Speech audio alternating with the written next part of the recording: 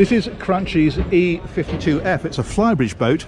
It's 52 foot long, and in fact they do two versions of this. They also do an E52S, which is the boat next to it. I'm going to show you a detail on that one afterwards, but first of all we're going to do a full tour of this one, because these two boats are basically identical up as far as the roof, and there they vary, and I will show you the differences. So let's step on here.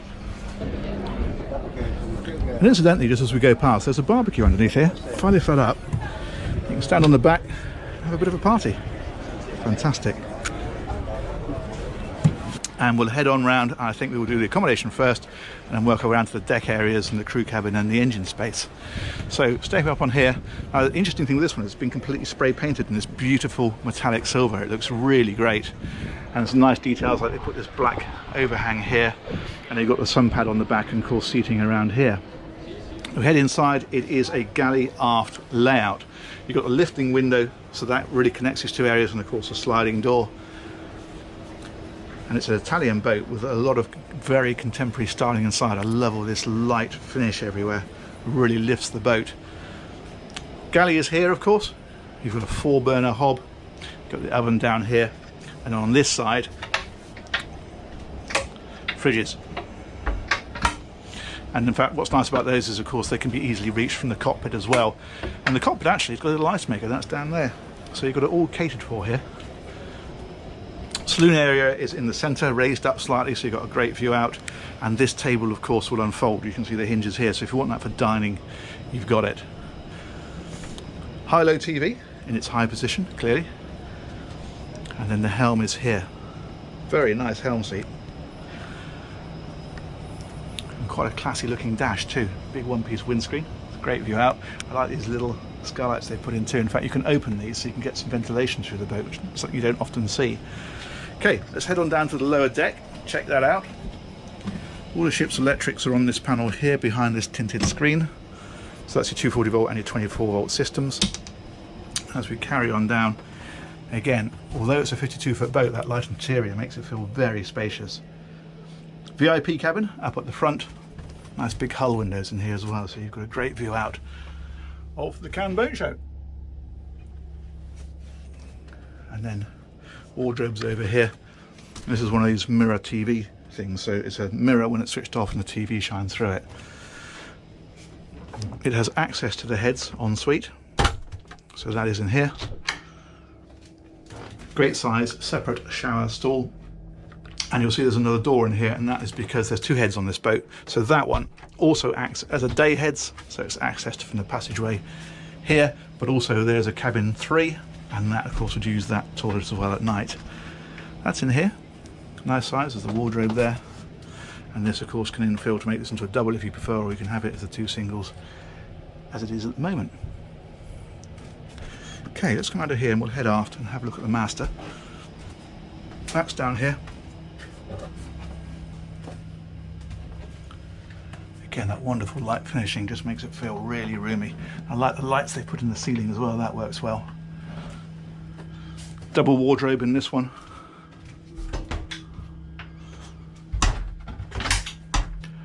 And there's a safe in this one as well, which is quite a nice touch. Tuck your valuables away. And this again is one of these TV screens or mirrors, depending on which you want to use. Little dressing table as well. And then massive storage in here down both sides for all your gear. This, as you'd expect, has its own ensuite. That's in here. And again, lovely size actually. For a 52 foot boat, that's brilliant. And a rainfall shower. Very nice. Okay, let's carry on through. See what else we can find. Oh, forgot to mention, washing machine as well. So if you're on the boat for a week or two, you can keep everything fresh. Okay. Let's head on around the outside and the flybridge, and I need to show you what the difference is between this, which is the F, the flybridge, and the S next door, which is a rather clever coupe style, or sports style. So I think deck area first and then the flybridge. So I'll mention as we go past, you can see this is the E52S, and rather than the flybridge, it's a very sleek coupe style, so very sporty looking boat. But it's got a little secret up there, which we will come to in a moment. But we'll have a look around here first. Again, these boats are identical on this level and on the level below. So seating area, You've got your sun pads with a lift up section, and that's the bimini you can put up here. If you do want some shade up here, you can have it. Let's go right up to the very front, take a look back, and now you can really see the difference between these two boats. This is your traditional flybridge, that's your sports coupe style, so a much sleeker design altogether. And that one also has the sliding roof. Because it doesn't have the flybridge, there's space for that roof to retract, so you've got an open helm inside.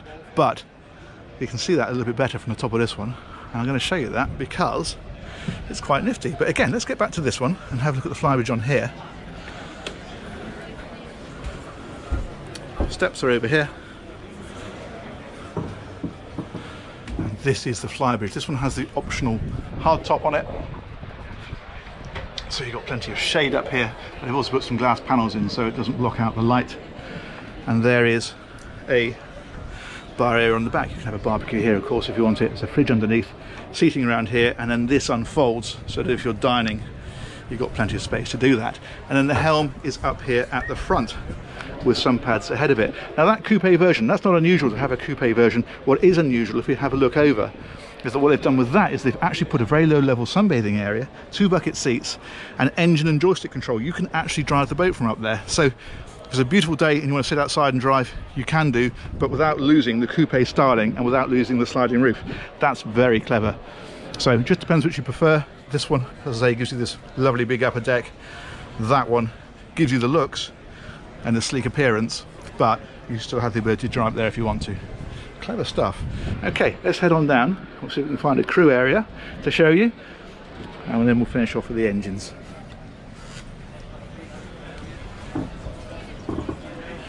So the crew area is accessed back here.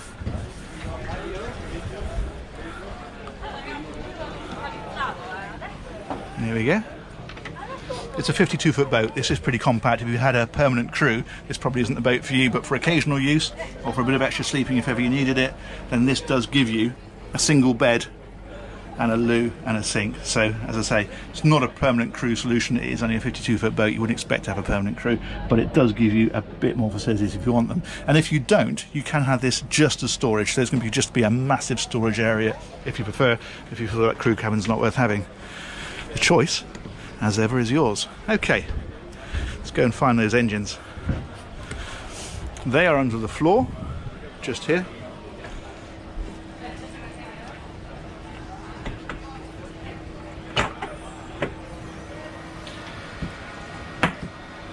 Here we go. Now this is IPS drive, so she's pod drive, not shaft. The pods are directly underneath the engines, and that means the engines can be mounted well aft, which is what gives you so much space inside the boat.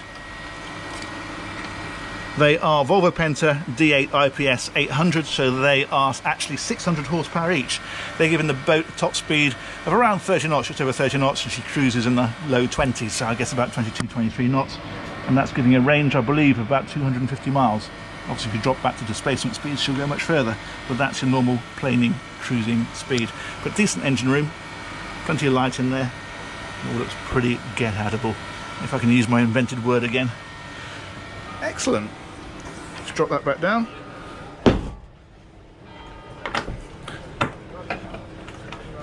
And I think, just to finish off, let's dash across and have a look at that bridge on the other boat, because I think that's pretty nifty, and I've not been up there. So, we're going to pop over here. Now, as I say, this is exactly the same on the back. It's exactly the same boat. It's exactly the same up to here. But as we head on up, the steps are in the same place, but the upper deck is totally different.